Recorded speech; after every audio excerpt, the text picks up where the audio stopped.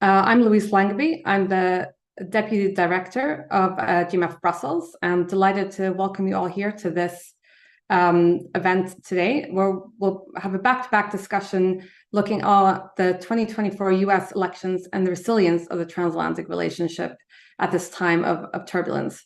We're really excited to bring together so many important transatlantic voices today and to continue this long-standing convening partnership that we have with FEPS. Our first session today will look at decoding US politics 2024, specifically high stakes and high expectations. I'm delighted to have Ines Pohl with us today to moderate the session. Ines is a Washington Bureau Chief of Deutsche Welle. So without further ado, I will hand it over to Ines, and thank you all so much for being with us.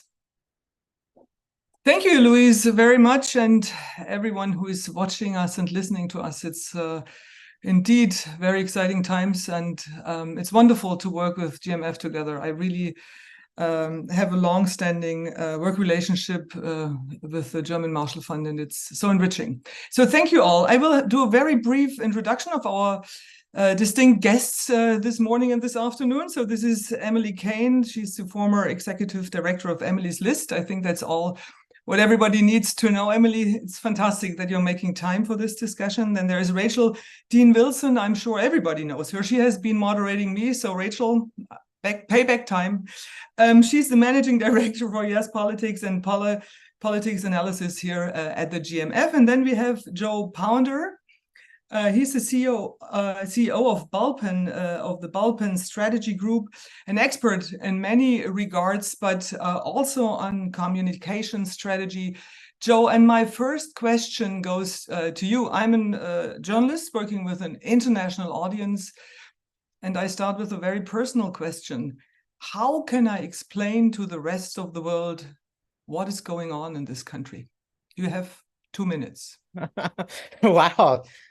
Way to begin with a big topic early here on the East Coast of the United States. Well, first off, thank you for the opportunity to be here and for this important panel discussion. You know, it's a big topic a year out from the election, when we have I think, deeply divided country, but also narrowly divided country as well, where we have possibility of two candidates at the top of the ticket, in Joe Biden and Donald Trump, who have very strong base support and whatnot. And we'll probably be talking to mostly those bases over the next year. And then we also have a Congress where the majorities are very small. So at this point in the election, a year out, we have the maximum array of possibilities next November of Congress switching, the House switching, the Senate switching, and the White House switching. And this election has many lives to live,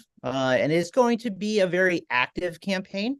I do think there's a little bit of conventional wisdom here, where it's not going to be maybe the most uplifting campaign that we've seen in recent modern history and whatnot, in which both candidates will be trying to make it a referendum on the other side in a closely divided country.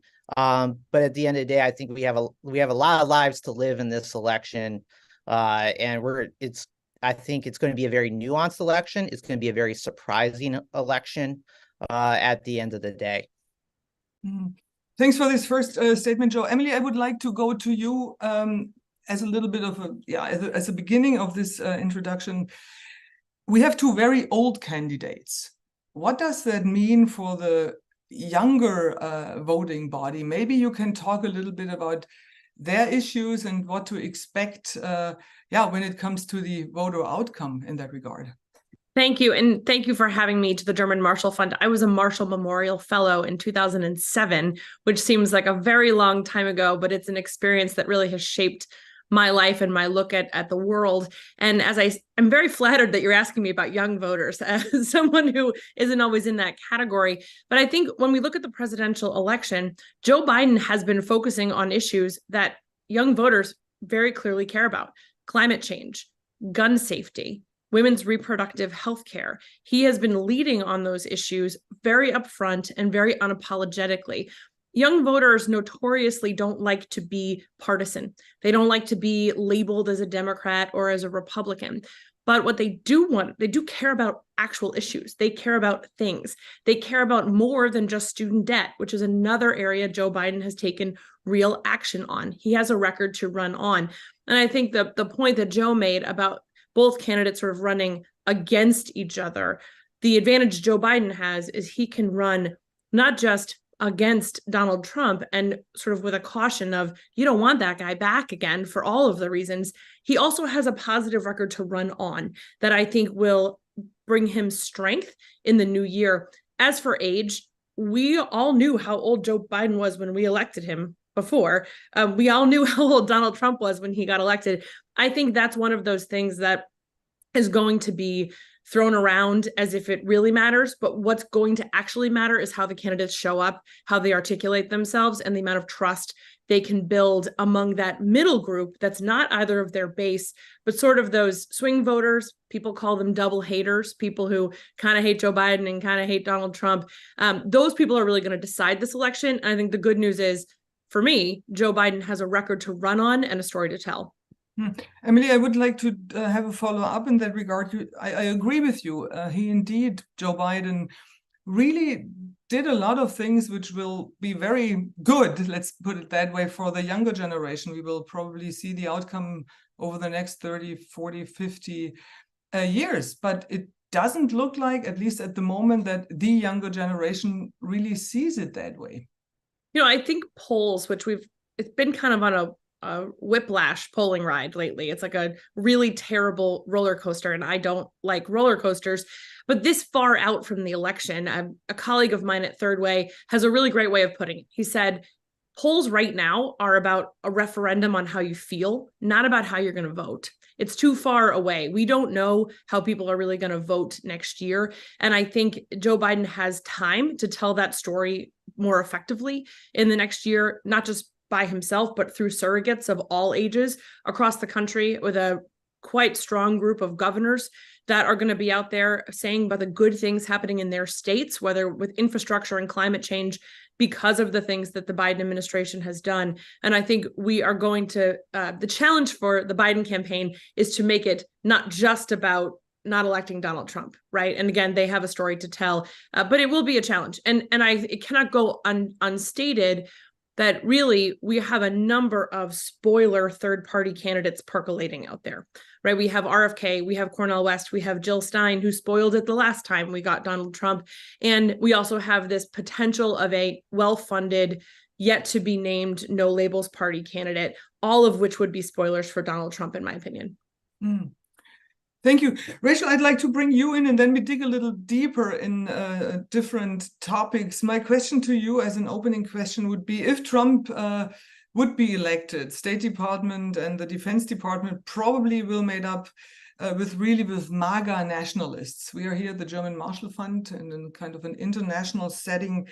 How would that determine the future of national security and the future of the security in also in Europe?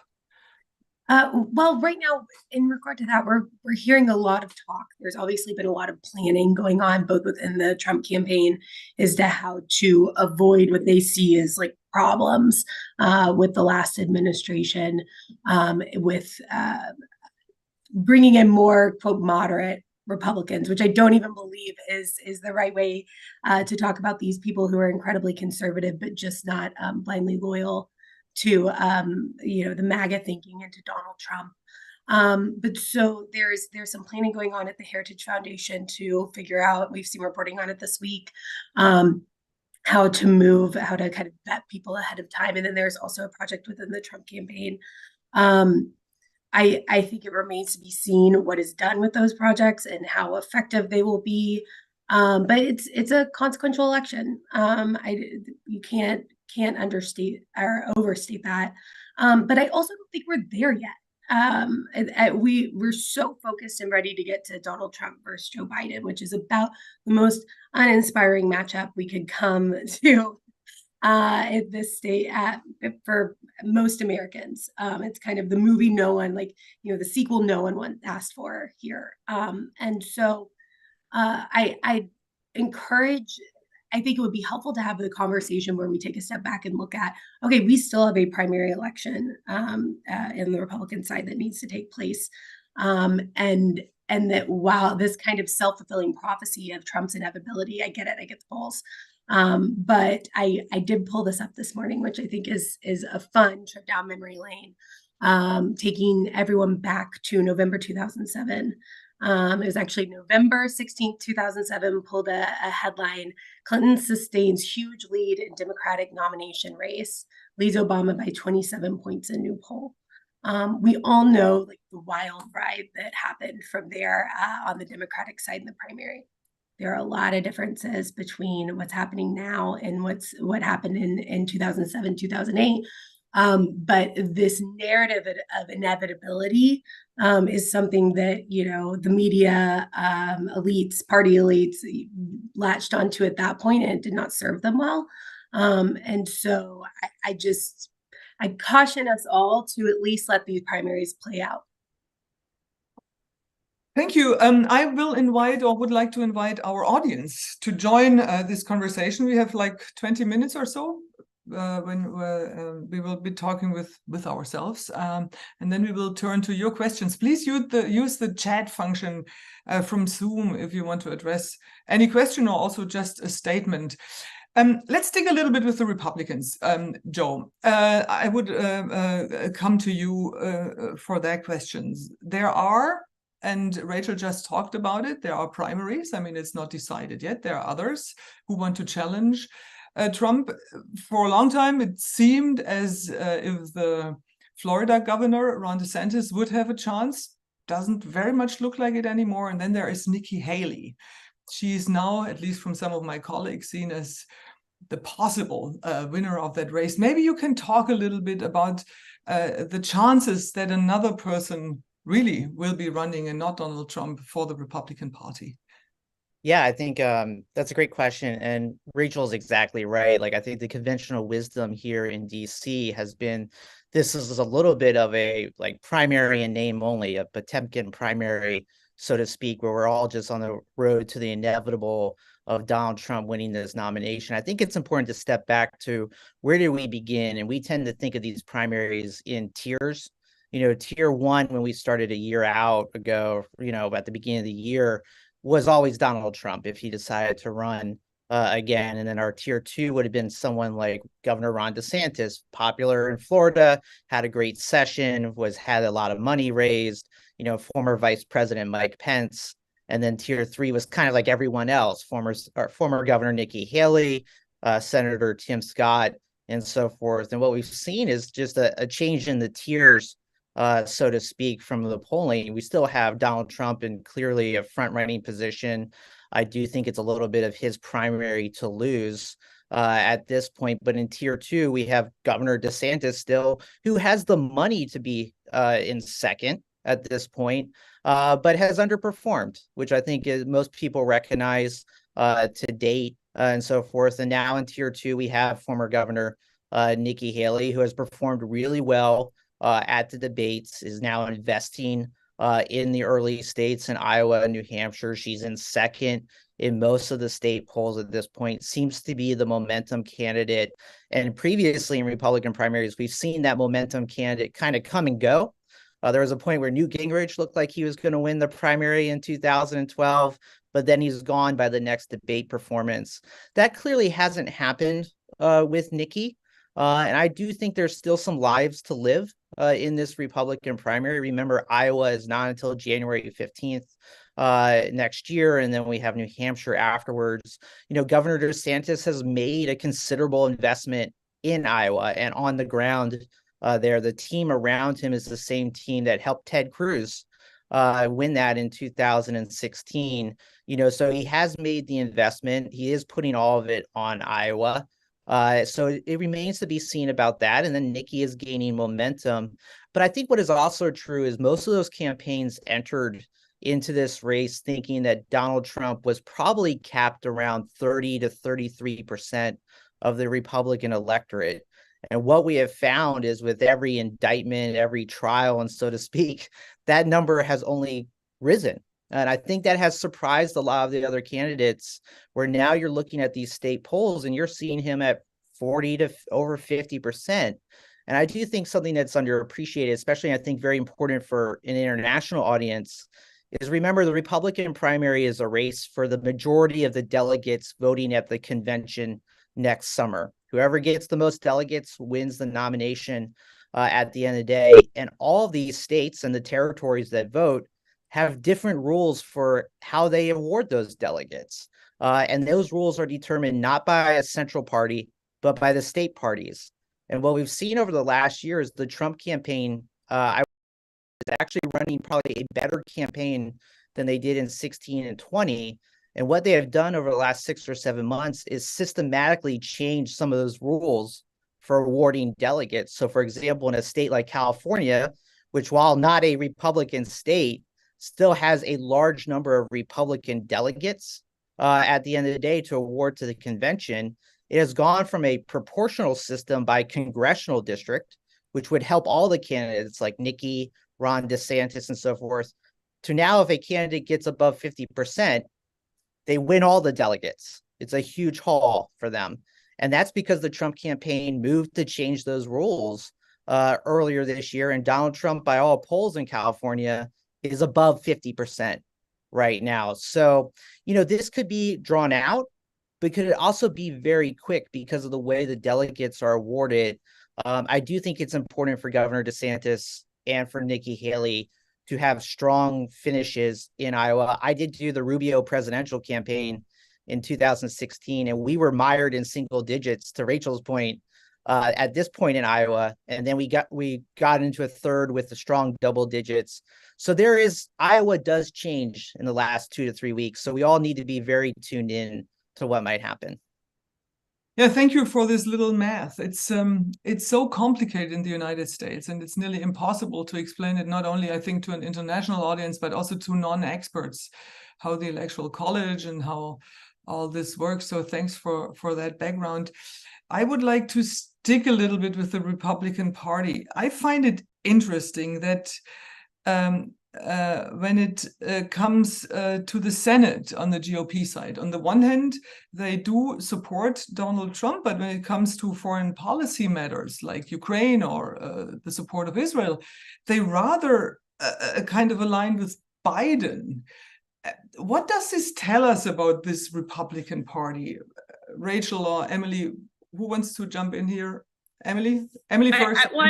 I would say I think this question sort of builds on the last one pretty well, because I know I watched the Republican debate last week. I'm not really sure why I did that. I really was just sort of curious. I hadn't really dug in yet. And what I would say is that we're watching a bunch of people who are hoping in some way Donald Trump goes away, right? Whether he fumbles too much, which I think he's done a million times, but clearly they don't. He is consistently polling, in some cases, 50 and 60% of Republican voters.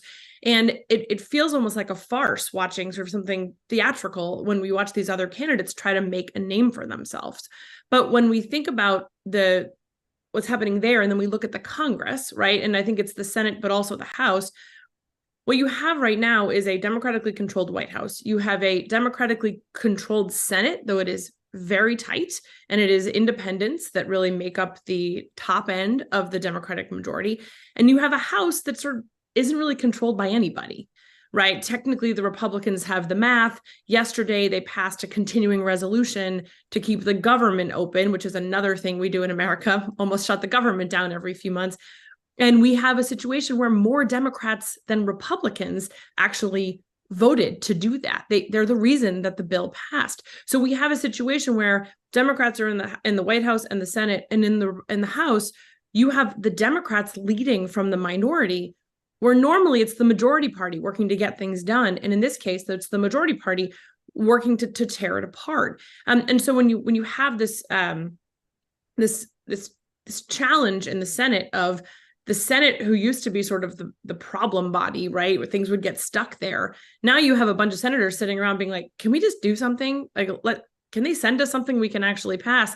And I think we have, whether it's international conversations that have shifted, right, whether the voice that the Republican Party now gives to Russia, which I'm old enough to remember, Reagan and pushing back on communism around the world.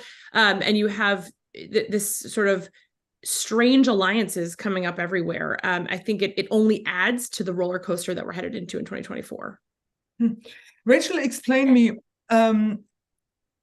where are the moderate, some might say sane Republicans in the discourse, in the Republican political discourse and decision making?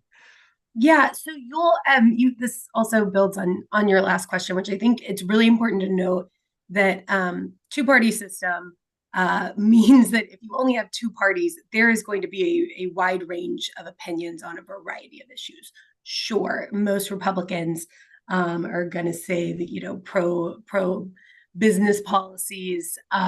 We're going to say that it used to be that we would be pretty strong on the national security front, very much in the McCain mold. The Reagan mold has been talked about recently.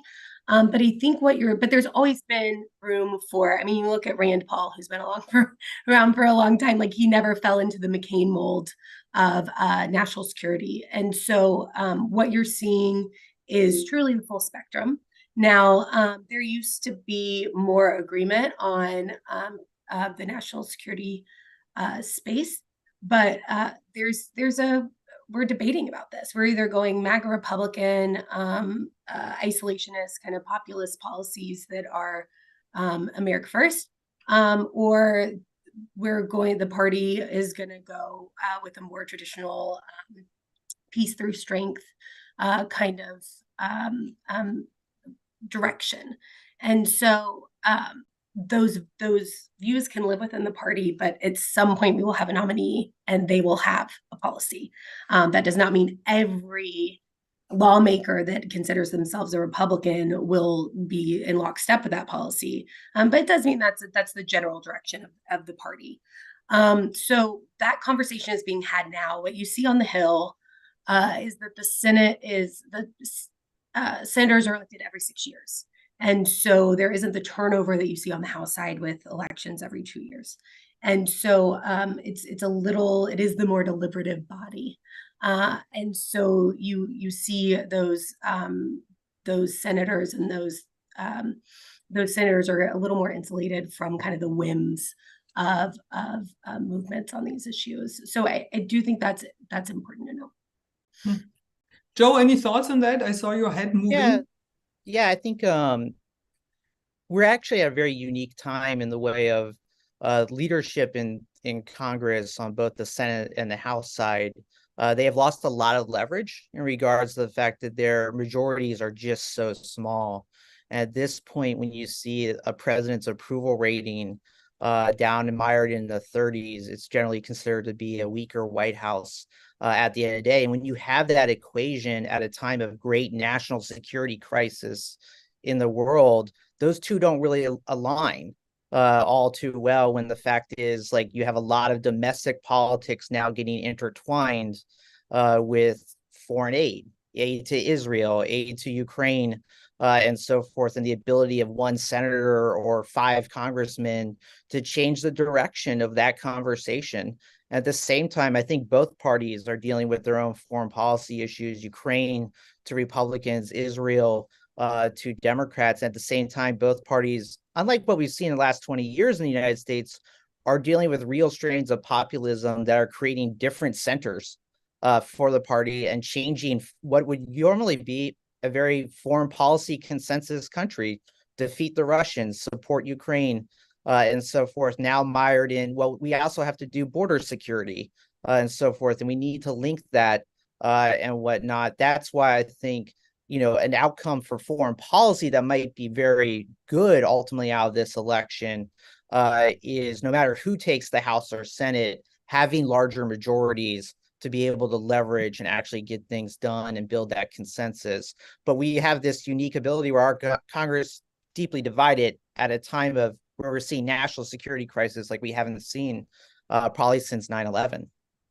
Can I jump in on just one thing that I think is really important that Joe said, which is this connection between domestic issues and international issues that does seem to be newer right? It seems to be sort of a new thing. And a great example is abortion, right? Where in the United States Senate, you have one senator holding up hundreds of military appointments because he doesn't like that the military would deliver abortion as healthcare to those who need it. And it is it is making people on all sides very mad, but it also really speaks to, I think, the themes we saw in the Republican debate, things we're seeing in headlines across the country, which is this sort of conflation. There's no separation anymore of like, well, this is in one bucket, we're going to deal with it, or this is in another bucket. They're all getting tied together. And I think the issue of abortion particularly has Republicans in knots, right? We saw that play out in the debate last week with a sort of quite an array of answers from all of the candidates. We saw abortion be a winning issue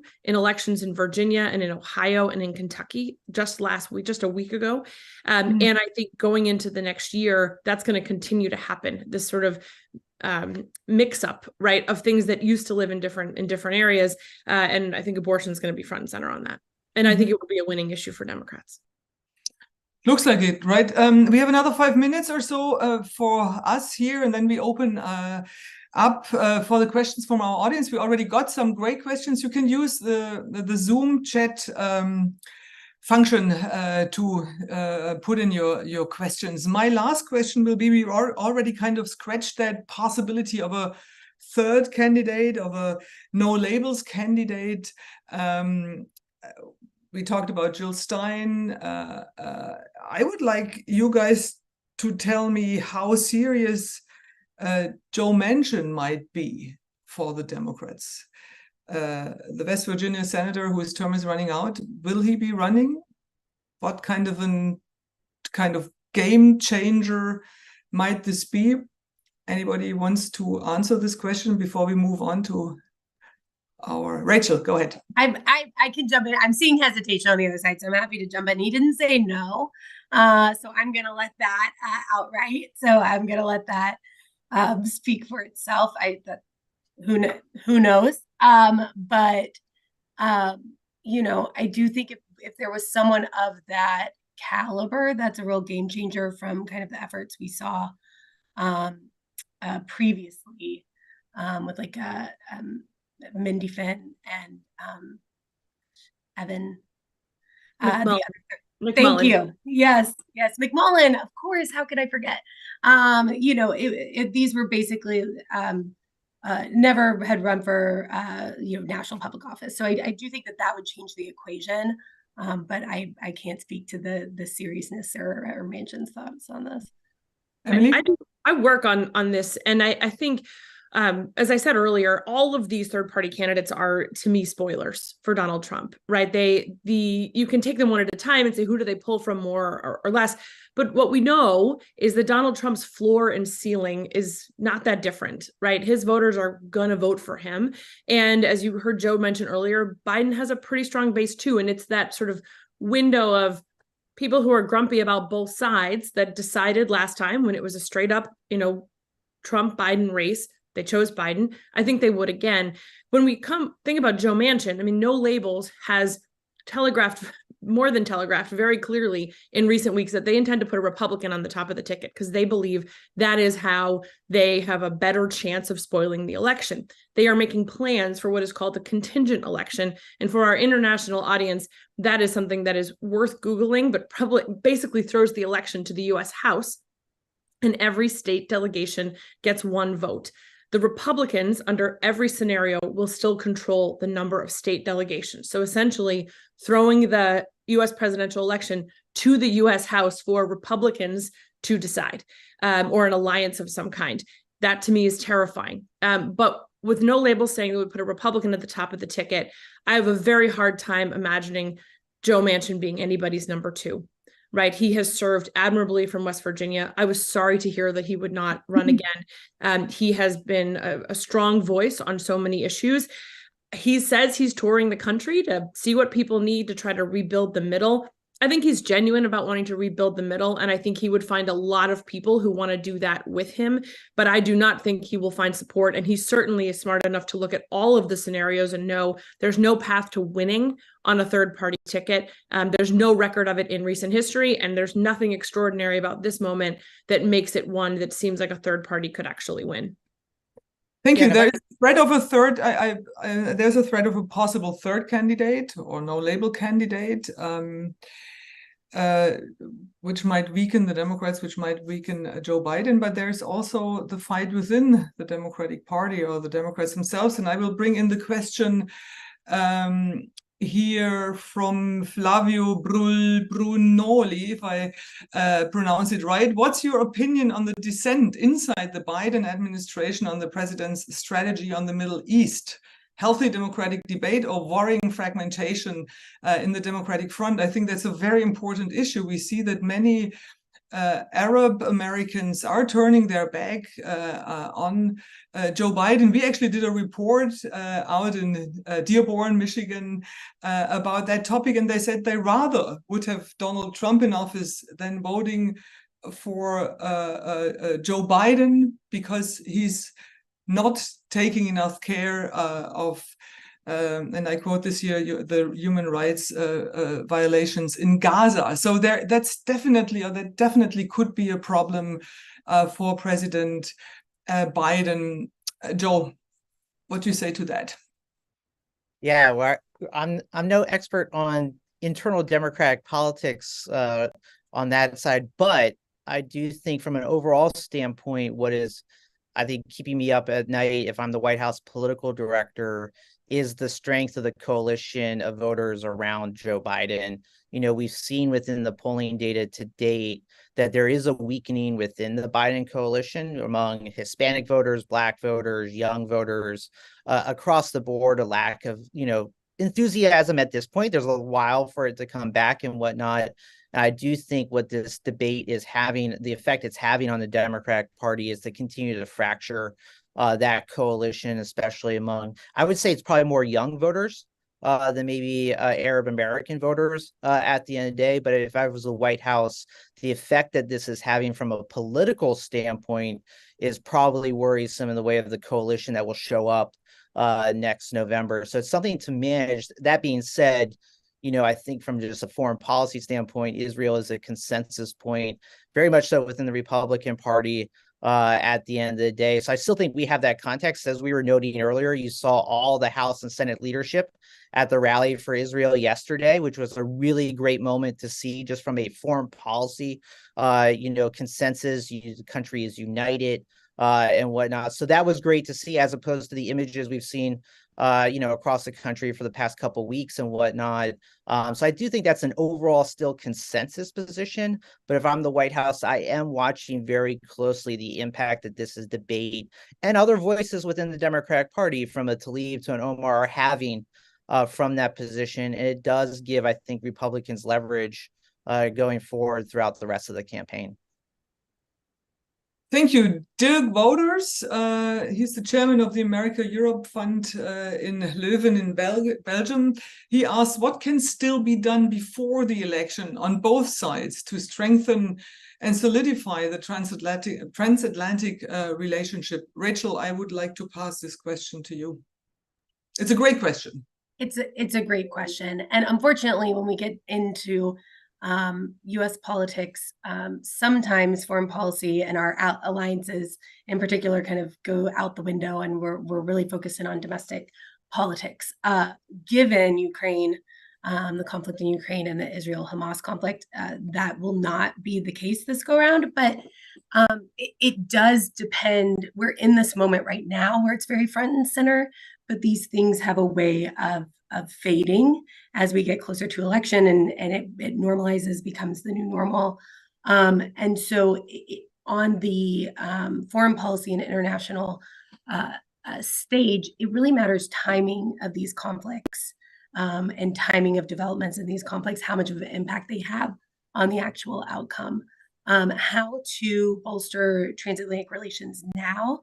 I think it's important to continue to make the case about why we need to support Ukraine funding what that looks like, how it has an economic impact on the United States that's incredibly positive. And that is a message that our allies can help bring here, and that our members of Congress that support Ukraine can bring home to their districts, because it does have an economic impact, particularly in the defense industry, that is significant. So if we need to get there, right, if we need to get beyond why this is actually in our national interest to stand up to Russia and Ukraine, and we need to make it very tangible for folks, we can always, the economic route is a good one to take. But how can this be done? I'll jump in on this one a little bit. So I was an elected official for 10 years myself, not in Congress, but in the state legislature. And one thing is true at every level of government, that when you're an elected official, what your constituents talk to you about does get your time, right? When they come and meet with you, when they reach out to you. And I know as we head into an election year, I think what Rachel said is absolutely true. It really does usually shift to domestic issues. But for those who care about transatlantic relations, who are in the United States, who are voting in US elections, they can raise these issues directly to candidates, directly to elected officials. I think Ukraine is something everyone will get asked about because it's happening now. But from a broader perspective about transatlantic relations, that is something that it's absolutely fair game to ask every candidate who's running for Congress on all sides of the political aisle in their primaries. And the more you ask about those things, the more you raise them directly as part of the election process, sends a message to the elected official, even if they're not an expert on it, that this is something I need to know about. This is something people I want to earn their vote and want to represent care about. And I can't say enough how underappreciated that mode of connection is to your elected officials, and especially to candidates. They will take those meetings, they will take those calls, and I think it's a worthwhile level of outreach to do that really can make a huge difference. Mm-hmm.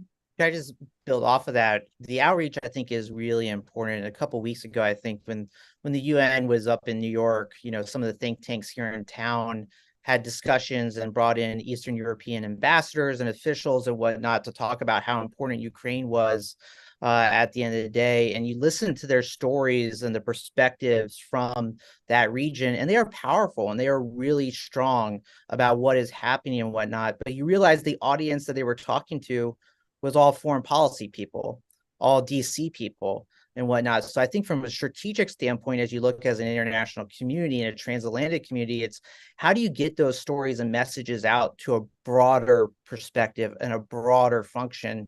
Because I think, as Emily was saying, like when you're a congressional candidate, when you're a Senate candidate, the level of foreign policy decision-making and thinking you do is really done in the moment. When someone asks you the question, when someone in your stakeholder audience raises it to you, someone in your donor community raises it to you, it's more often than not someone like me who is not a foreign policy expert, but you got to get a statement done at the end of the day. So I think from an international community, think about the broader array of people in the decision-making process that comes into effect. Remember, Mike Johnson was a congressman from Louisiana who not a lot of people were paying attention to for all of his time through Congress and whatnot. And now his views on Ukraine are just as important as Joe Biden's, Chuck Schumer's, Mitch McConnell's, and whatnot. And I think that should give us a really good perspective about how we need to be talking about Ukraine, about Israel, about these transatlantic issues to a larger audience. Yeah, very good point, I think. Thank you. It's probably the last question really I can bring in here. It's a very important day today, not only because of this panel, but also President Biden and Xi are meeting in San Francisco. So here's a question asking if we see, or you guys see, a change in Biden's stance towards China, and what would that mean in the triangle US, Europe, and China? Do we see some broadening conflicts here? Rachel? It's so great to be the moderator. What's these difficult questions? Isn't it though? I mean, I think what's really interesting from a political perspective on the Xi Biden meeting this week is how how quickly the White House has worked and how hard they've worked to lower expectations on what this is going to be. I think that's significant. I think in their ideal world, it was going to show, have something to show for themselves that they could kind of couple with this meeting, but instead it's been it is not the foreign policy win showcase, I think, that they have been hoping for. So my take, muddling along through that relationship, I don't know that much is going to come from this meeting. Mm-hmm. But besides the meeting, right? Both Republicans and Democrats are really tough with China. Will this change during the campaign? We know that during a campaign, sometimes everything gets a little bit more heated up, and then after a person is elected, they sometimes find a little bit more of a middle ground. But what do we have to expect over the next couple of months when it comes to China? I think that's a question which really concerns many of our viewers and many people in this world. There is the Taiwan conflict looming and all of that. I will say this, I am not an expert on this, and I want to be, like Joe said earlier, this is not where I spend my time. But I also will say it is something obviously I care about, and that a lot of us care about on all sides of the political aisle. I don't think you will see President Biden's position change unless China makes changes. And I think that's what you're going to hear him talk about. And I think he's been consistent, he's been strong. I think he'll continue to be, and he has no reason to change his position. He's going to always do what's in the best interest of the United States, and he's going to look to hold them accountable in whatever ways he can and make sense, and I think call others to do the same. That's, again, I'm not an expert on this, but I don't expect any major shift unless China starts to make changes on their end, and I just don't see that happening either. I would also just quick note. Go for it, Rachel. Go for it. Just that China has been kind of a bipartisan bright spot for Congress, even our House of Representatives.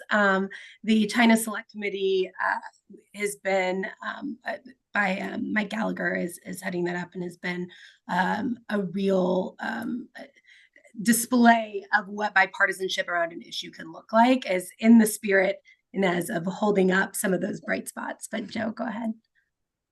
No, I was going to echo what you said, Rachel. I think China is the one bipartisan issue that we have, and being harder on China. And I think the only race that we're probably going to see over the next year in House, Senate, and in the presidential is how tough can one be on China, and how weak is the other candidate on China. So you've already seen Donald Trump and Joe Biden kind of go back and forth on that. That was a Republican talking point at the debate. You'll see Senate candidates who used to be businessmen, all of a sudden get attacked for connections they have to China and so forth. So I do think, and that was true in the midterms in 2022, it is the one just consensus issues that we have, and how can you be stronger on China. That means, just from a policy standpoint, it's a little bit harder for probably the administration to maneuver on that, because everyone will be watching what they do and so forth. So, I do give, the president a little bit of credit this week, with the Xi meeting. It is something that they're going to tout. It's like he is, the statesman, or trying to purport to be the statesman in the room and whatnot. And I think that's something that you'll see as part of his messaging in the general election. But I do think China is our one political consensus issue. 30 seconds each before we have to close, unfortunately. Give us some hope. Emily. Look, I'm a person who I always say I can be optimistic because I work really hard, right? I think going into next year, we are going to see, it's going to be tough, right? But when we get through the slog of next summer and the early fall, I think we're going to see ultimately, I think the House could flip to Democrats. I think that's real, and it's largely due to the inaction of the Republicans. I think the Senate can hold. We didn't really get into the map of the Senate races. They are tough for Democrats, there's no question, but they have really good candidates with good stories to tell. And I'm watching those Republican primaries and sort of shaking my head. Okay, thank you very much, Rachel. And I think Joe Biden will be the president of the United States next time. Rachel, 10 seconds, no, or 15. Oh, man. No, so a lot of what I look at is like threats to US democracy, which is not the cheeriest of topics. But I will say that going into 2024, we are smarter, we are wiser, and we are more prepared than we were last time when we were talking about election security issues, threats to election officials, potential political violence. These are all kind of things that have been swirling since 2020 and definitely were major concerns in the 2022 midterms.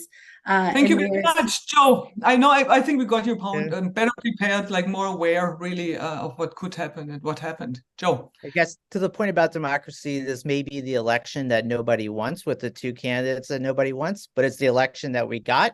We'll wage it. Someone will win, and hopefully by the end of that, they've articulated very clear positions and strategies around the big threats facing the country. Thank you so very much, Emily, Rachel, Joe, also to our viewers, to the great questions. There are more. That means we have to come together soon again. Definitely a lot to talk about in the upcoming months. All the best to you guys. I pass it on to Giovanni Grevi. He will moderate the next panel. Giovanni, hi, good to see you. We say goodbye and see you next time. Bye-bye. Very well. I hope you can hear me. I'd like to welcome everybody to this second session in the State of the Union's event. We heard a lot about the complex moment that US domestic politics is going through, and the connection between the domestic agenda and events unfolding on the international stage and the various crises that the US administration is facing. Now, what we'd like to do in this second panel is to set the question of the transatlantic partnership and transatlantic leadership in a wider global context, a global context that, as the title says, has been marked clearly over the last couple of years by Russia's aggression and by the risk of a drift towards a regressive world. And of course, the two are connected, because here we are thinking of a disruptive event like Russia's aggression of Ukraine, which was preceded by COVID, which was followed now by the war between Israel and Hamas, as a major disruptive event that interacts with a range of global trends that were already weakening, eroding the international order. And that the war in Ukraine and Russia's aggression has exacerbated geopolitical competition, the fragmentation of the international economic order, the global challenges agenda that the war in Ukraine has again contributed to aggravate. And so the question is, are we looking at a tipping point here? Is this war and the combined effect of so many crises on the international level amounting to a paradigm change, shifting from a world of relative progress in the post-Cold War for 2 or 3 decades of relative progress on the political front, on the economic front, in terms of interdependence, in terms of international cooperation and multilateralism, to a world, to a potential risk of regression across the board. Think of the development agenda, human security, conflict indicators, democracy backsliding, the crisis of multilateralism. Are we facing this risk? This is also one of the main questions and findings that comes out of a book that FEBS has published recently, a few weeks back, where the contours of this scenario of a regressive world are sketched out. Now, this is a scenario, it's not a prediction, it's not something inevitable, it's something that leadership can help avert and prevent. And here comes the question about transatlantic leadership. What the European Union, Europeans, the US, on their own and working together above all, can do to avert the risk of a regressive world, address the crisis that we face, push back against Russia's aggression, and flesh out a more positive agenda. This is the underlying question, I would say, to this panel. And I'm delighted, of course, that we have with us 3 very distinguished speakers who will share their knowledge, their experience to help us assess the prospects for transatlantic leadership in this very volatile international context. And so I move on to welcome and introduce them, of course. Belén Martínez Carbonell, welcome. Thank you for being with us, Managing Director for Global Agenda and Multilateral Affairs with the European External Action Service. Alena Kutzko, who is the Vice President for Policy and Programming with GlobeSec, and Jack Thompson, who is a lecturer on American Studies and focuses on American political culture and grand strategy at the University of Amsterdam. Time is short. I would ask you to make your opening remarks within a few minutes now, each of you, so that then we have time for what I'm sure is going to be a rich debate with Q&A. As in the first session, I would invite participants who like to ask questions to write them succinctly in the chat box, and I will put them to the speaker. So to move to the panel, Belén, the floor is yours. Thank you once again for being with us. Thank you. Can you hear me? Indeed. Okay, good, because I have a small voice, a little voice. No, thanks a lot for the invitation, and thanks a lot for the introductory remarks, Giovanni, if I might call you that. And thanks for the clarification that this is just in a scenario, because I read not the whole book, but I did read your chapters, and I came out, the last word is regressive world. And, you know, other speakers in the panel today are more think tankers. I'm the kind of practitioner, so I feel a lot of responsibilities over the shoulders of us poor public servants, because even me, who am an optimistic by nature, I've been trying to stay the positive ground over the last year and a half, and it is difficult. So reading about the tipping point and regressive world, I think the tipping point and for some of us and our resilience has been the events in the Middle East over the last few weeks. Because I would say that before 7th of October, I was still in a very positive, despite everything that was going on, in a positive direction, thinking that we could still do something good. But it is clear that after many decades of globalization, integration, the world seems very much fragmenting again, and as you mentioned in your writings, there's a return of protectionism, unilateral sanctions, treaty withdrawals, securitizations of many spheres of our life and our world, economic coercion.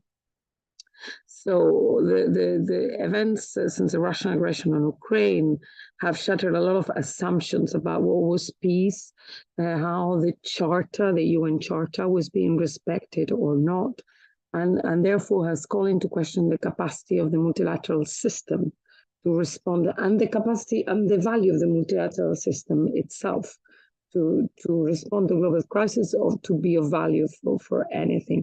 As I was saying, the events in the Middle East of the last weeks are putting another kind of layer of questions into that.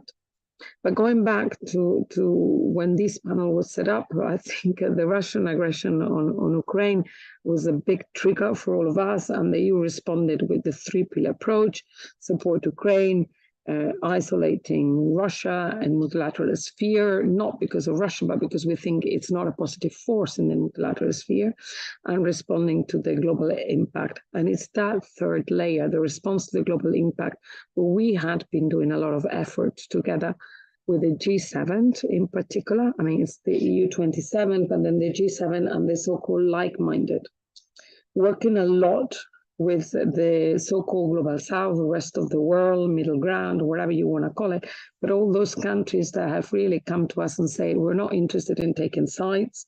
We might take sides on the defense of the UN Charter, and that is something on which I'm still hopeful, because that was still quite present in the discussions, even in the UN General Assembly a couple of weeks ago, the situation in the Middle East. But overall, there is a deficit of trust. When you have a problem, the first step in the right direction is to acknowledge your problem. And I think we are acknowledging that there is a deficit of trust that's been exacerbated by the war in Ukraine. And now with everything going on in the Middle East, but all the accusations of double standards and the perceptions that we have in double standards. That is politicizing even more our efforts to reach out to this group of countries.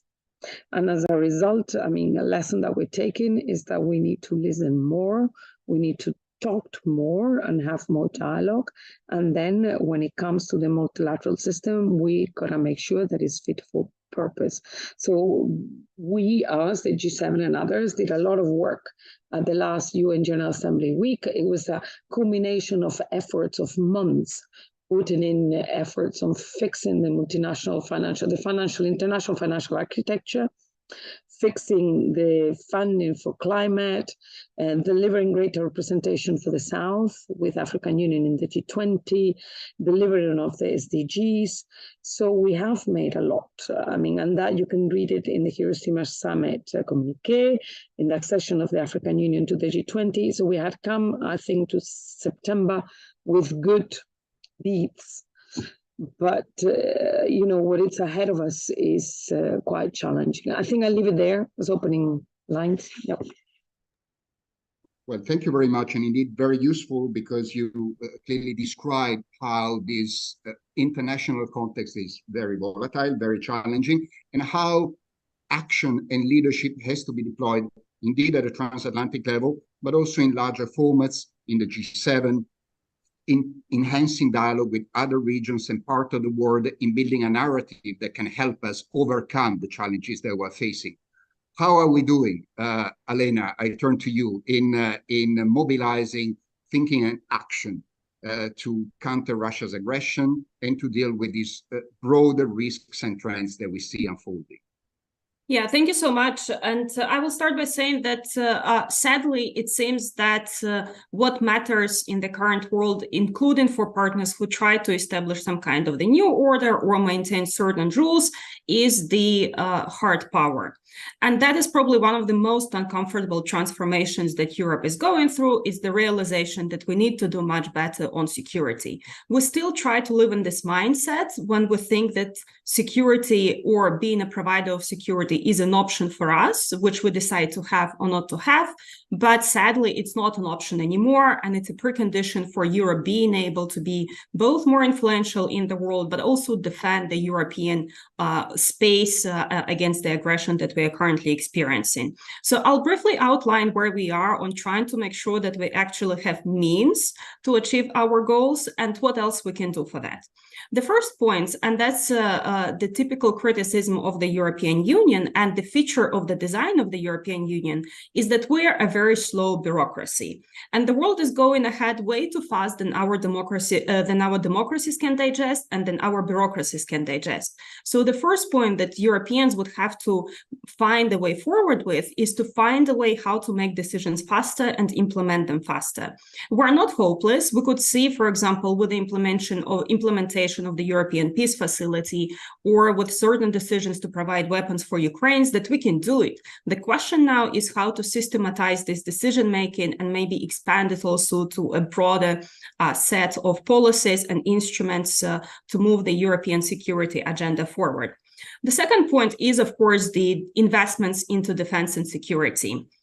We still have ongoing war in Ukraine. It's a war that we think in Europe that has global implications, but most likely, as we can see right now, that besides the United States and countries like Canada or South Korea, there will be no help for Europeans in fighting this war. And Europeans will have to work very closely with the United States to make sure that Ukraine has a chance to win. For that, we need to invest much more than we have been doing right now. It does not mean only that we need to make defense pledges. On that front, Europeans are doing not that bad. The key now is actually implementing these defense pledges, converting them in actual contracts, both with defense industries, but also making sure that the promised reforms are going forward. And the second important part here is that these defense pledges have to be maintained over a year. Again, the European Union can play even stronger role right now. We saw already in the case of Ukraine that there is a lot of space that the EU can play and the role that it can play in coordinating the financial investment, including the area of defense and security. And I do think that there is more space for expanding the functionality of the European peace facility, both in terms of the scale, how much it can do, but also repurposing it and making sure that we can use it not necessarily for Ukraine, but potentially for other countries or parts in the world, depending on where the crisis emerges and where Europe needs to be engaged. Third point that's, of course, very important when we come to defense and security spending is what we spend the money on. The war in Ukraine demonstrated that we need both conventional industrial scale type of capabilities, but we also need much more innovation and investments into emerging technologies. And this is probably the area where Europe as a whole is at its weakest point. We're far behind the trend in terms of making sure that whatever new technology is available can be also utilized in an ethical manner in the defense field. We're very far both in developing these technologies, but we're also equally far in implementing them and making sure that they're applied on the field. And again, we're incredibly slow in doing that. So we're behind all the possible competitors out there, including in some cases even behind countries like Russia. And the final point where I think Europe can play a huge role in providing security, at least in its neighborhood, is doing more in the gray zones of aggression. We had the incidents of the undersea cables being damaged by a Chinese ship, whether accidentally, not accidentally, hard to say, but there will be more and more cases like that where it will be very unclear who is to take the role of protecting and securing the infrastructure, or who is responsible for what and what is the appropriate response. So it will also fall on the shoulders of the European Union to figure it out. And finally, of course, it's clear right now that because of everything that we heard in the first session, the United States will remain an indispensable partner, but it's also a partner who probably will have less time and less resources to dedicate exclusively to Europe. So Europeans will also need to look for ways how to work with Americans and at the same time, how to work with other partners around the world. Belen talked about the efforts that the EU is putting in working with the countries of Global South or Global Majority, as it's now usually phrased differently. But there's also a set of countries who are middle powers right now, but who are pretty assertively trying to either impose their ideas or to find their place in this new structure. So especially in the shorter term scenario, but also longer term, the EU will have to dedicate much more attention to trying to work out what kind of relations we can have with countries like Turkey, South Africa, Brazil, India, and others. Well, thank you very much, because you clearly made a case for Europe to measure up to the return of hard power and power politics on the global stage and the conflicts that we face, the need to develop adequate capabilities, but also adequate decision-making processes to react swiftly and effectively. And you closed on a note that I thought related very well to what Belen was saying, the need to engage with others on, in this case, the security agenda primarily, but nevertheless to work closely with the United States in the context of the Transatlantic Partnership, but also join forces and develop partnership with others, middle powers and other global regions in facing security challenges that we are all confronting. So thank you very much for that. Of course, now let's turn to Jack. Jack, what's your feeling from a US perspective mainly? What can be the contribution of the Transatlantic Partnership to this very difficult global agenda, considering the evolution of the US strategic outlook?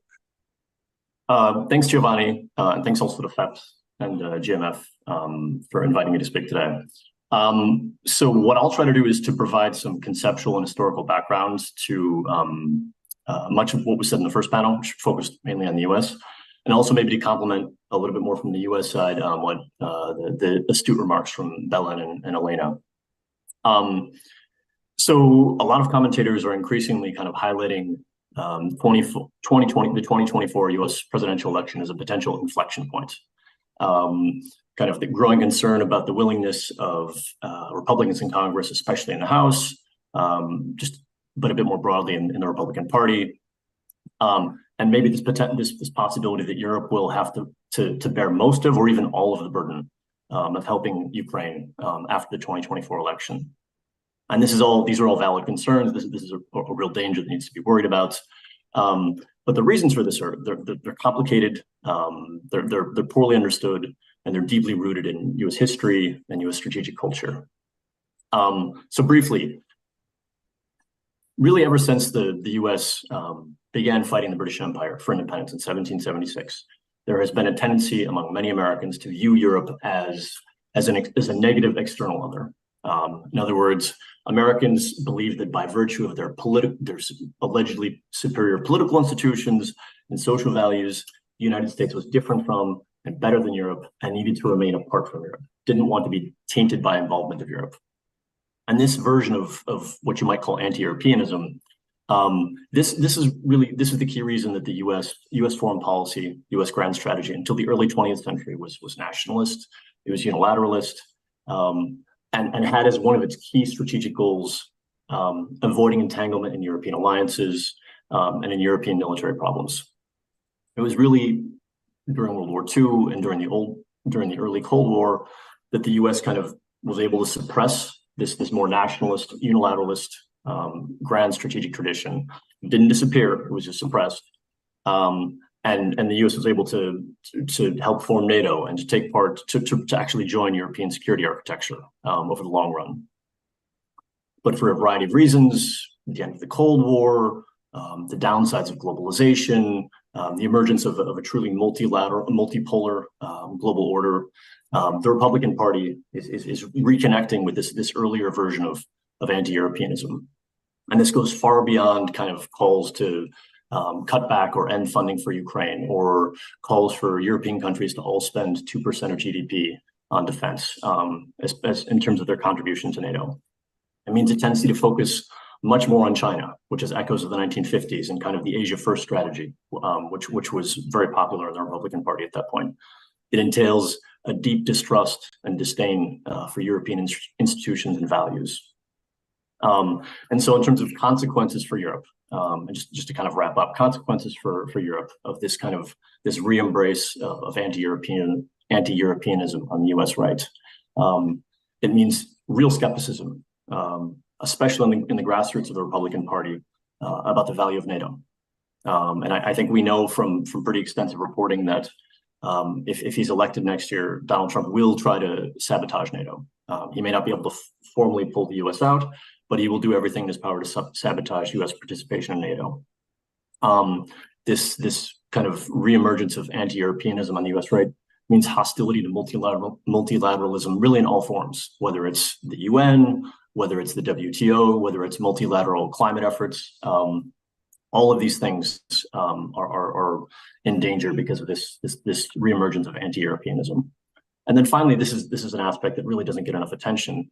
You have really vigorous kind of networking and exchange of ideas between the American right and between the populist right in Europe. This means things like frequent pilgrimages of American conservatives to places like Hungary to see kind of illiberal democracy in action. It means the embrace in France during the 2022 presidential election of kind of this stop the steal conspiracy theory, which originated in the US in 2020. And it means things like Vladimir Putin's very conscious strategic outreach, his embrace of white Christian nationalism as a way to connect with the right in the US and with the populist right in Europe. All of these things kind of intensify illiberalism on both sides and need to be incorporated in our discussions of kind of the future of transatlantic security. I'll stop there. Thank you very much, Jack, for bringing very clearly to our attention some of the currents into the grand strategy debate in the US and the reemergence of those nationalist, isolationist roots that certainly play a growing role in the American debate and might come actually to affect in very significant ways the foreign policy posture depending on the results of presidential elections next year. So indeed, as you said, that is a major inflection point potentially for the world at large and certainly for the transatlantic partnership. Now, I would invite certainly the participants to put their questions, but let me start going back to Belen with a question, as we are now facing a set of pretty urgent challenges and more longer term ones. And despite the fact that we are looking in a year term at US elections and the changes that that could bring, at the moment, it seems to me that there is a lot of common ground between the European Union and the US administration on the need to deal with two agendas at once. The geopolitical agenda of geopolitical competition, of hard power for one, indeed, and the shared challenges, interdependence, global governance agenda, because they coexist on the international level, and in fact, they affect each other.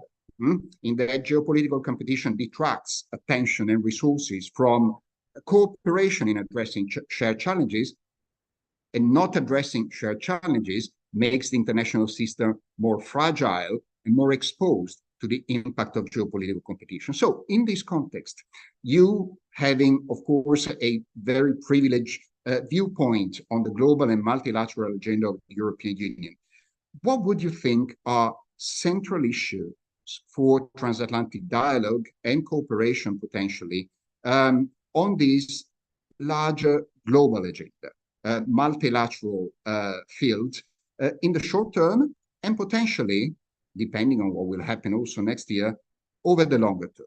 What subjects, what agendas would you bring to our attention? Okay, that's kind of a question that could take us a day to reply. But one short term, one long term. Look, in the short term, I think we have seen over the last months, and we're still doing today, a lot on upholding the kind of rules-based international order. So there's a lot of work that goes maybe unnoticed on cooperation in New York, and all the work that happens in the Security Council.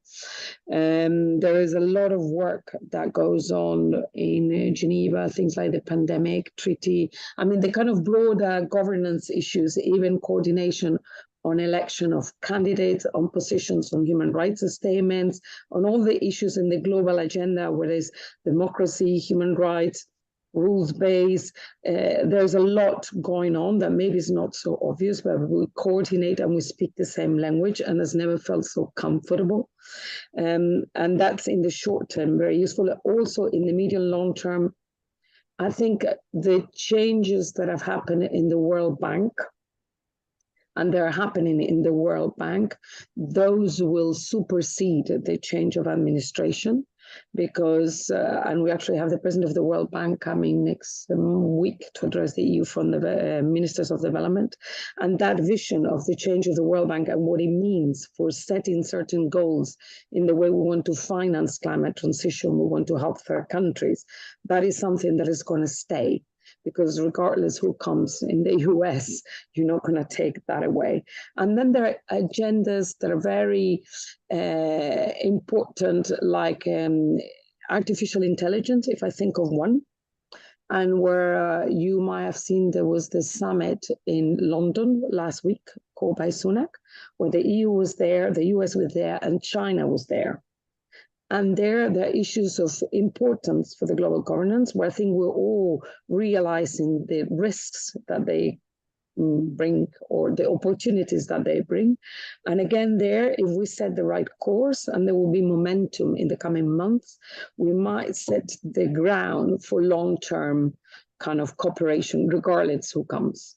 And I mean, and that will help facilitate a lot of work so that attention can focus in the difficult conflicts that we have at hand, which, as you say, will need most of our energy. So indeed, very interesting. Also, thanks for reminding us that there are the headlines, there are the debates out there in the media and so on and so forth, but there is also a lot of daily work that happens in the engrenage, let's say, of the international institutions, where transatlantic partners and others actually carry out a lot of work permanently. You mentioned the normative agenda, human rights, you mentioned development finance, the regulation of new technologies, indeed, all aspects where, once again, we are probably facing some bifurcations between a capacity and a willingness to regulate, to establish common rules that reflects values and interests, and the drift towards a much more fragmented and indeed unregulated world, which was probably undermined us all. Elena, you mentioned this point of the importance of Europe to become a stronger security provider in the context of transatlantic cooperation vis-a-vis Russia and other sort of international security challenges that we're facing. At the same time, Jack was reminding us that clearly in the US debate, there are at least some strands of thinking and political statements that go in a different direction, that manifest skepticism as to continuing and deepening cooperation with Europe. What do you think is the most important thing to do for Europeans through the EU, through other frameworks, to strengthen themselves, to enhance their resilience, come what may next year? And come what may is not said because these would not matter. These obviously would have very, very far-reaching implications. And yet, Europe will still be there, security challenges will still be there. What Europeans can do to strengthen their capacity to be security providers, to be more responsible for their security, and also perhaps to talk to those Americans who are skeptical of working with Europeans on the security agenda and persuade them that Europe can be a reliable, a strong partner in dealing with common challenges. Europe being a stronger partner is actually part of the same package of how to make sure that Americans are more engaged. Because if you look at the rational calculations done by probably a large segment of Americans and the American public, is that if they look at Europe or the war in Ukraine and think that America has to have majority of the burden, they probably think it might be too big of an investment with an unclear outcome for us to even venture into it. But if they see that Europe can pick up the slack, can take up some of the burden, then immediately the calculation on the American side can differ. They will see it as a much smaller investment that will provide also a huge return on it going forward. So for Europe, it's fundamentally important to increase as fast as possible its capabilities to support Ukraine, but also to demonstrate that Europe is actually a credible partner for years to come. To put it bluntly, what's important right now is to spend money on defense. It means weapons for Ukraine, but also when we are talking about Ukraine, it's also important to remember that Europe needs to provide much more in terms of the financial support to Ukrainian budget as such. And that all will count and change the calculations on the American side.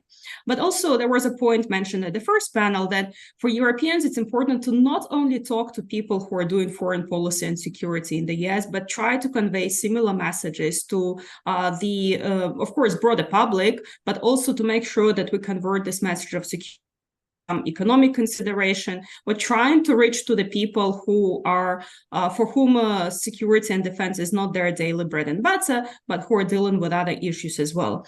And finally, and again, I think it's also a little bit adding a different dimension, is that even for a Republican Party, the defense industry is important. And a lot of defense capacities, factories that are producing defense equipment and so on, are located in the Republican states. So I think it's also one of those binding factors that in some degree, not necessarily in the full scale, but it will also be a way to bind Americans into support for Ukraine or support for Europeans. And that's, of course, one of the reasons why countries like Poland or Baltic states are very interested in having as much contract as possible with the American defense contractors to make sure that there is sustainable interest on the American side to invest into their security in the future as well. Thank you very much, Elena. So making Europe stronger is an important way of strengthening the transatlantic partnership itself, including at this moment of flux in US domestic politics and debates, strengthening defense links, and reaching out to a broader public, not necessarily only to the foreign and security policy community. I think these are very important recommendations for Europeans to try and navigate this partnership as the US enters an electoral year. But Jack, what do you make of these and other recommendations as to whether and how Europeans can help contribute to the domestic political debate in the US, insofar as at least US international interests and posture are concerned? That is one question. Another question that I had for you goes back to what I think was an important speech that President Biden made a couple of weeks back, around the 20th of October, I think, where he was commenting on the larger inflection point that the US is facing vis-a-vis Russia's aggression, vis-a-vis Hamas's attack on Israel, and the strong national interest of the US itself to respond to these challenges, because these challenges would threaten not only international stability, but the national security of the US. Of course, this was a message directed to the American public in the context of this difficult and polarized debate that we heard about. How effective do you think this sort of argument can be as we look forward to the electoral campaign next year? Thank you. Yeah, two really important questions. So first of all, I mean, I think what Elena is saying is super important. I totally agree. I think one of the things that we need to, one of the frames that is useful to keep in mind when we talk about the transatlantic relationship is the need to modernize the relationship, the need to move beyond kind of the idea that we had of the transatlantic security relationship during the Cold War, when the US was kind of this, you know, by far and away the stronger and kind of more influential partner, and to try to move in the 21st century to a slightly more, at least begin to move in the direction of a more even relationship where Europe takes on more of the security burden, which I think would be better for both sides, not just. So I mean, I think all of those points are important. That said, the impact on kind of the broader American public of Europeans kind of actually spending more on defense, of actually carrying more of the burden in Ukraine, I think the impact, to be very honest, will be limited, just because, you know, the vast majority of Americans don't really pay much attention to what's happening in Europe, and they certainly don't pay attention to kind of the more kind of fine-grained debates about whether it's institution building or kind of rebuilding Europe's industrial base. I would say a more important reason for Europe to build institutions, to build capabilities, is really to protect itself, because in the long run, in terms of its security relationship with the US, because I think we have to be clear that US engagement moving forward with Europe, with European security architecture, is going to be uneven. There's going to be kind of periods where the US will be more engaged, kind of more multilaterally minded, but there will also be periods when the US is more indifferent, and at times even somewhat, maybe even a little bit hostile to kind of the way that Europe thinks about the world. So that's question one. Question two, Biden's speech. I mean, that was Biden kind of giving a perfect kind of really embodying an internationalist vision of what US grand strategy could be and should be moving forward. And obviously, I mean, as you mentioned, Giovanni, doing his best to kind of to persuade Americans that this is the right vision for how the United States should behave in the world. But obviously, this vision of US grand strategy, it's no longer. I mean, during the Cold War, this was uncontested, right? There was bipartisan consensus that this is the way the United States should interact with the world. It was an internationalist vision. There was disagreement about some of the finer points, but there wasn't really a debate about whether or not the United States should have an internationalist grand strategy. That's no longer the case. You now have pretty influential voices suggesting that the US should really adopt a more kind of nationalist, unilateralist foreign policy. You have some voices talking about things like restraint. So it's a more kind of complicated kind of field in terms of how the US engages with the world, and Biden was, I mean, kind of making an argument for an internationalist foreign policy. Thank you very much. It seems from what you say, from what I draw from our conversation, albeit a short one, there would be much more to say, of course, that if the international system is facing some headwinds, shall we say, some adverse trends that are eroding potentially some of the foundations of the international order, so the transatlantic partnership faces a complicated prospect depending in particular on the evolution of the domestic politics in the US, depending on the results of election next year, depending on the convergence of divergence or concerning respective priorities, respective worldviews, really. And yet, it seems to me that a pretty strong case can be made that Europeans can and should do a lot together through the European Union on the multilateral stage. The US can and should remain invested on the international stage. But clearly, in terms of critical mass, in terms of outreach, in terms of strong message to the world, in terms of expressing leadership and consistency, as it was mentioned, very important also at this time where multiple crises are sometimes testing the consistency in the eyes of the rest of the world. A dialogue, a cooperation at the transatlantic level is probably going to be all the more important than it has been for quite a while, not least because indeed we face what is at least a scenario of the reversal of many of the achievements that the international community has gained over the last few decades, and therefore again calling for engagement, calling for leadership, despite all the challenges that we're facing, and that this panel has certainly very well highlighted and articulated. So I should thank you very much for your insights, for sharing your views with us, and we are very well on time for me to pass the floor to Laszlo Andor for his concluding remarks. Again, thank you for your views and for participating today. Thank you.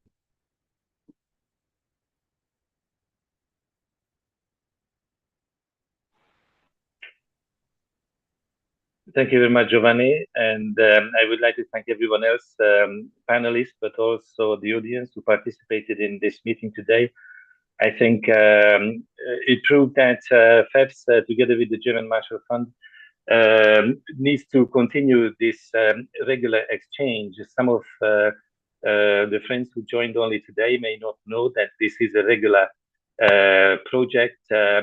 Every year, at least once, we get together to reflect on the state of the union, what's happening on this side of the Atlantic, but also on the other side.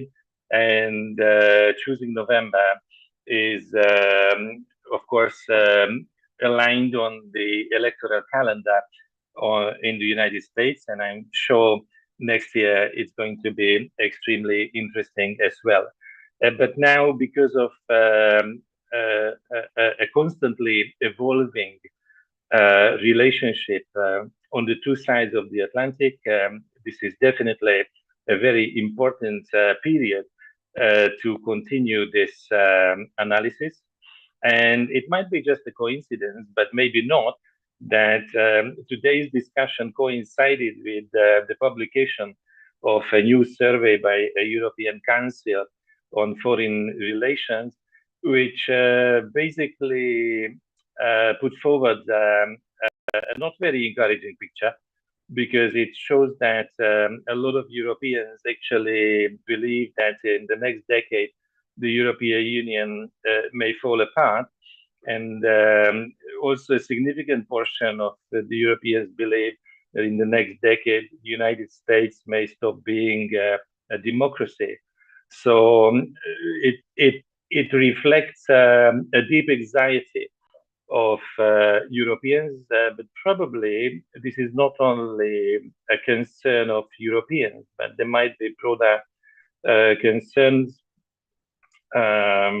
regarding very alarming trends in this period, following a period when we had so many shocks. I don't think we need to go back to the time of the financial crisis, which arrived to the European continent from the Anglo-American world, but also we had subsequently a migration crisis and the Corona crisis, and now the wars, a major war in Europe, but also not so far away from us in the Middle East as well. So I think these surveys probably represent some kind of cognitive dissonance. on the side of Europeans. But when we say Europeans, we shouldn't only think about the citizens, but to some extent, the decision makers as well. I think it's going to be hard for Europeans to absorb concepts like war as an investment. I think we understand why this is more the case in the United States, but I think this is still a difficult one in Europe, especially once we have seen the very uneven distribution of the benefits of warfare.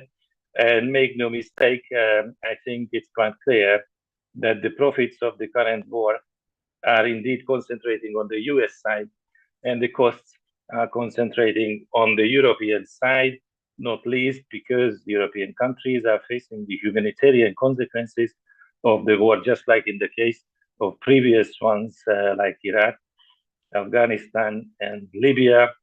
Millions of refugees have arrived to European countries, and Europe is also paying with a drop in the gross potential of the European economy. And that, of course, raises a question whether this concept, some people would say a fantasy, of the European Union becoming geopolitical, a serious geopolitical actor, is it really sustainable or not? We have seen just a few weeks ago probably the biggest blunders of European leadership in the first reaction to the terrorist attack of Hamas in Israel. Hundreds of officials of the European Commission revolting against Ursula von der Leyen, who again proved that their understanding is just very, very simplistic about the world. So if the European decision-making is just too slow, as it has been mentioned by several speakers, and some of the leaders are not really up to the job, the question really is whether it's a sustainable ambition to turn the European Union into a genuine geopolitical actor, or we would need to leave that role to nation states, obviously the larger nation states in Europe, and we need to figure out some kind of different architecture in the European Union. There's a lot of reflection today about the future European architecture. European political community has been launched recently, and the Franco-German expert group, but also others, have put forward very serious ideas about how to reorganize basically everything in the European Union in the coming years. But I think it's more important also not just to learn about ourselves, but also the United States. I think it's never enough to learn more and more about US politics. There are some people who say that they have seen already so many movies that they know everything about the United States. There's probably an inverted relationship here. The more movies people see, the less they really know about how the United States works, and especially how US politics is working. I detect in the discussion a kind of polarization or a polarized interpretation of the Trump-Biden relationship. At the same time, I think we would need to invest in exploring the similarities, how after the fall of neoliberalism, there's been a path towards economic nationalism. And in this regard, I think the similarities and the continuity indeed is stronger. The relationship with the global south is something which has been pointed out by several speakers today, and I think we have to reflect about this further. And indeed, I think it's important for us to absorb the fact that the US politics is an independent variable. It affects the rest of the world, but it doesn't really receive significant inputs when it comes to an election year from the rest of the world. And that's also why in the next period, we need to continue with more and more exchanges of views and analysis to have this better understanding and hopefully also to shape better policies, at least what concerns the European side. With this, I thank you again, and I wish you all the best for the coming period.